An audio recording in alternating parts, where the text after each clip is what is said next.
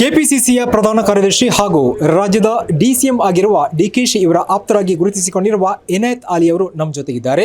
ಮುಖ್ಯವಾಗಿ ರಾಜ್ಯದಲ್ಲಿ ನಾಯಕತ್ವ ಬದಲಾವಣೆ ವಿಚಾರ ಈಗಲೂ ಕೂಡ ಹೊಗೆಯಾಡ್ತಾ ಇದೆ.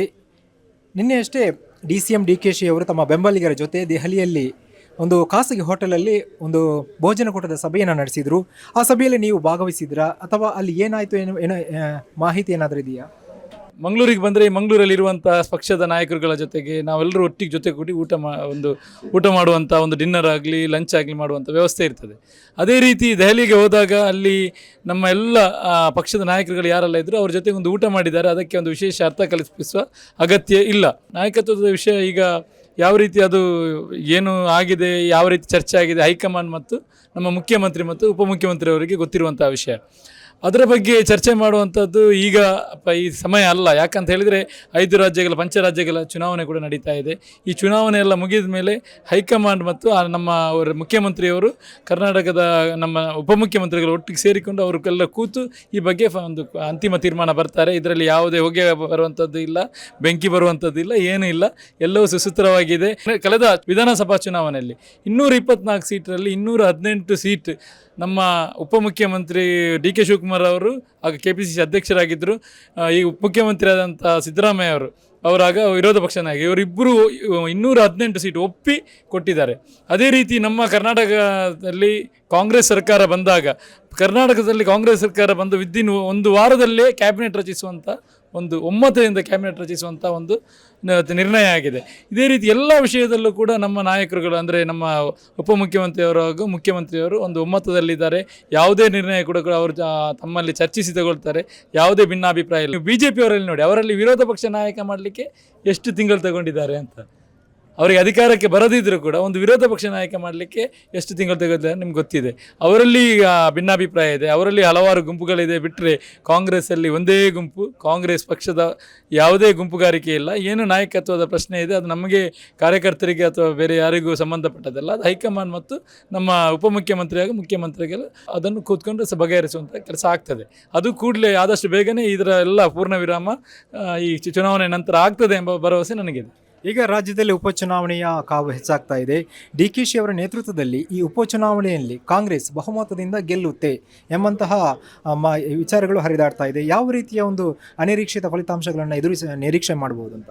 ಕಳೆದ ಸಲ BJP ಸರ್ಕಾರ ಇದ್ದಾಗ ಕೂಡ DK ಶಿವಕುಮಾರ್ ಅವರು ಅಧ್ಯಕ್ಷ ಆದಮೇಲೆ ಹಾನಗಲ್ಲಲ್ಲಿ ಕಾಂಗ್ರೆಸ್ ಪಕ್ಷ ಯಾವ ರೀತಿ ಗೆದ್ದಿದೆ ಅಂತ, ಅದೇ ರೀತಿ ಅವರ ಅಧ್ಯಕ್ಷತೆಯಲ್ಲಿ ಹೋದಂಥ ಎಲ್ಲ ಉಪಚುನಾವಣೆಯಲ್ಲಿ ಕಾಂಗ್ರೆಸ್ ಪಕ್ಷ ಗೆಲ್ಲುವಂಥ ಕೆಲಸ ಆಗಿದೆ. ದಾವಣಗೆರೆ ಅಥವಾ ಬಾಗಲಕೋಟೆ ಬಿಡಿ, ನಮ್ಮ ಚನ್ನಪಟ್ಟಣದಲ್ಲಿ ಉಪಮುಖ್ಯಮಂತ್ರಿಗಳ ಪುತ್ರ ನಿಂತಿದ್ದರು. ಅದೇ ರೀತಿ ನಮ್ಮ ಸವಣೂರಲ್ಲಿ ಕೂಡ ನಮ್ಮ ಬೊಮ್ಮಾಯಿ ಅವರ ಪುತ್ರ ಭರತ್ ಬೊಮ್ಮಾಯಿ ಅವರು ನಿಂತಿದ್ದರು. ಅವರ ವಿರುದ್ಧ ಒಂದು ಗೆಲ್ಲುವಂಥ ಕೆಲಸ ಕಾಂಗ್ರೆಸ್ ಪಕ್ಷದಲ್ಲಿ ಆಗಿದೆ. ಮುಂದೆ ಬರುವಂಥ ನಮ್ಮ ದಾವಣಗೆರೆಯಲ್ಲಿ ಬಾಗಲಕೋಟೆಯಲ್ಲಿ ಗೆಲುವು ನಮಗೆ ಕಟ್ಟಿಟ್ಟ ಬುತ್ತಿ ಅಂತ ಹೇಳಲಿಕ್ಕೆ ನಾನು ಬಯಸ್ತಾ ಇದ್ದೇನೆ. ಈಗ ಕೆಲವು ವರ್ಷಗಳಲ್ಲಿ ರಾಜ್ಯದಲ್ಲಿ ವಿಧಾನಸಭೆ ಚುನಾವಣೆ ಬರುತ್ತೆ. ಈ ಹಿಂದೆ ಕೂಡ ವಿಧಾನಸಭೆ ಚುನಾವಣೆಯಲ್ಲಿ ಮಂಗಳೂರು ನಾರ್ತ್ನಲ್ಲಿ ನೀವು ಸ್ಪರ್ಧೆ ಮಾಡಿದ್ರಿ. ಮುಂದೆ ಕೂಡ ಇನಾಯತ್ ಅಲಿ ಅವರು ವಿಧಾನಸಭೆ ಚುನಾವಣೆಯಲ್ಲಿ MLA ಅಭ್ಯರ್ಥಿಯಾಗಿ ಕಣಕ್ಕೆ ಇಳಿತಾರಾ?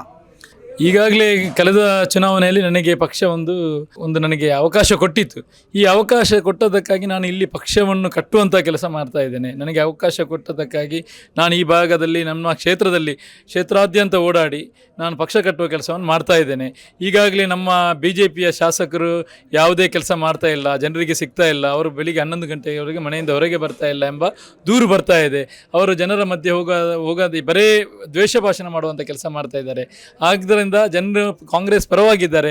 ಅದನ್ನು ಉಪಯೋಗಿಸಿಕೊಂಡು ನಾನು ಪಕ್ಷವನ್ನು ಕಟ್ಟುವಂಥ ಕೆಲಸ ಮಾಡ್ತೇನೆ. ಪಕ್ಷದ ನಮಗೆ ಟಿಕೆಟ್ ಕೊಡುವಂಥದ್ದು ಇರಲಿ, ಅದು ಇನ್ನು ಏನೇ ಇರಲಿ, ಅದು ಹೈಕಮಾಂಡಿಗೆ ಬಿಟ್ಟುವಂಥದ್ದು. ಅಂದರೆ ನಾವು ಯಾರು ರಾಜಕೀಯವಾಗಿ ಸನ್ಯಾಸಿಗಳಲ್ಲ, ನಾವು ಒಂದು ಉತ್ಸಾಹದಿಂದ ಕೆಲಸ ಮಾಡ್ತಾ ಇದ್ದೇವೆ. ಈಗ DCM ಆಗಿರುವಂಥ ಡಿಕೆಶಿ ಅವರು ಯಾವಾಗ CM ಆಗ್ತಾರೆ? ಆ ನಿರೀಕ್ಷೆ ನಿಮ್ಮಲ್ಲಿ ಎಷ್ಟರ ಮಟ್ಟಿಗೆ ಇರುವಂಥದ್ದು? ಅವರು CM ಆಗೋದು ಖಂಡಿತ, ಅದರಲ್ಲಿ ಯಾವುದೇ ಇದು ಬೇಡ. ಅದು ಯಾವಾಗ ಆಗ್ತಾರೆ ಏನಾಗ್ತಾರೆ ಅಂತ ಹೈಕಮಾಂಡ್ ಪಕ್ಷ ಮತ್ತು ಎಲ್ಲ ಒಟ್ಟಿಗೆ ಕೂತ್ಕೊಂಡು ನಿರ್ಣಯ ಆಗ್ತದೆ. ಅವರು CM ಆಗೋದು ಮಾತ್ರ ಖಂಡಿತ. ಇದು ಕೆಪಿಸಿಸಿಯ ಪ್ರಧಾನ ಕಾರ್ಯದರ್ಶಿ ಹಾಗೂ DCM ಡಿಕೆಶಿ ಇವರ ಆಪ್ತರಲ್ಲಿ ಗುರುತಿಸಿಕೊಂಡಿರುವಂತಹ ಮಂಗಳೂರಿನ ಇನಾಯತ್ ಅಲಿ ಇವರ ಮಾತು. ಕ್ಯಾಮರಾ ಪರ್ಸನ್ ಇಬ್ರಾಹಿಂ ಜೊತೆ ಶಂಶೀರ್ ಬುಡೋಲಿ, ಸನ್ಮಾರ್ಗ ನ್ಯೂಸ್, ಮಂಗಳೂರು. ಈ ಕಾರ್ಯಕ್ರಮದ ಪ್ರಾಯೋಜಕರು Gadiyar group of companies, specialised in piling and shoring, engineering consultancy, firefighting, steel structures, real estate. Office SIT tower, silicon OSS, Dubai, UAE. ಸ್ನೇಹಿತರೆ, ನಿಮ್ಮ ಅದ್ಭುತ ಬೆಂಬಲದಿಂದ ಸನ್ಮಾರ್ಗ ನ್ಯೂಸ್ ಚಾನೆಲ್ ಈಗ 2 ಲಕ್ಷ ಸಬ್ಸ್ಕ್ರೈಬರ್ಗಳನ್ನು ದಾಟಿದೆ. ಇದು ನಮ್ಮ ಯಶಸ್ಸಲ್ಲ, ಇದು ನಿಮ್ಮ ಯಶಸ್ಸು. ನಮ್ಮ ಮುಂದಿನ ಗುರಿ 4 ಲಕ್ಷ. ಇದು ಕಷ್ಟವಲ್ಲ. ನೀವು ಮಾಡಬೇಕಾದದ್ದು ಸಿಂಪಲ್.